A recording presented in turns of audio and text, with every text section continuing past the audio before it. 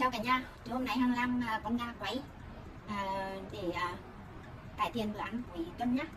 Thì nguyên liệu là một con gà 1,4 cân và Hằng ướp gà mắc khẻn này, hạt mắc khẻn này, hạt tiêu này, một tí nước mắm này, mì chính này, một ít tương ớt này, và một tí ngũ vị hương cho nó thơm. Ngoài ra Hằng còn bỏ thêm 2 nhánh lá hương thảo nữa nhé.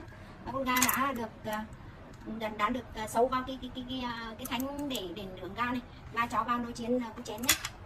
Chọn chế độ quay gà này 30 phút rồi, 190 độ C và 30 phút. Gà quay xoay tròn lên mọi người. 30 phút sau là có rất là ngon nha.